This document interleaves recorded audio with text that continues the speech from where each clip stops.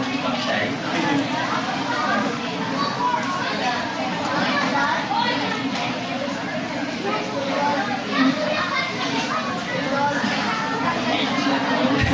Okay, welcome to the Voldemort's Toy Book.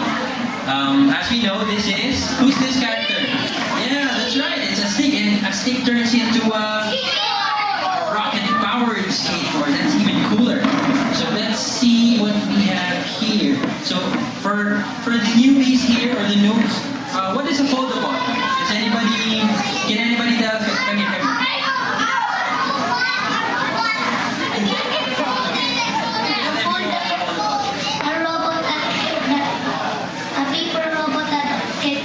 You pull and get the best and hold it to turn it to rubber and pull it out to turn it to this or vehicles. That's good. Alright. Another one here. What is a Voldemort? Yeah, you. Karen. Voldemorts are robots that can transport into vehicles and animals. Okay, cool. Very So, good. I guess most of you know what a Voldemort is, but just for it's a two-in-one toy that you can make. And what's even cooler is that it can turn into different things, just like what our friends here said. So from a pattern that you see on the left side, you can turn it into a robot and also fold it into an animal. This is Buhawi, the Philippine eagle. Jasmine. Okay, now I'd like to have 5 volunteers. So, someone else. Okay, R-E, you,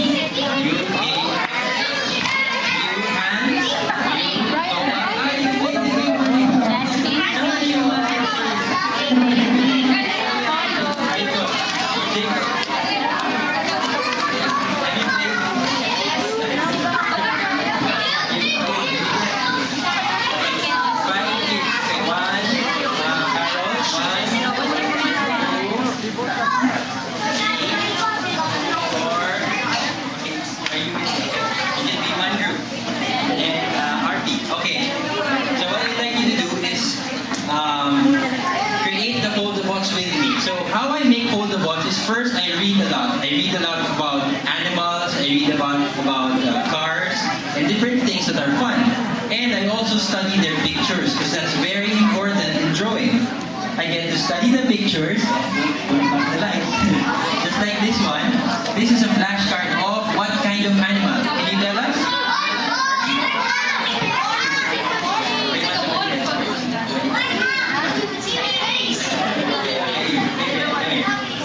What is it?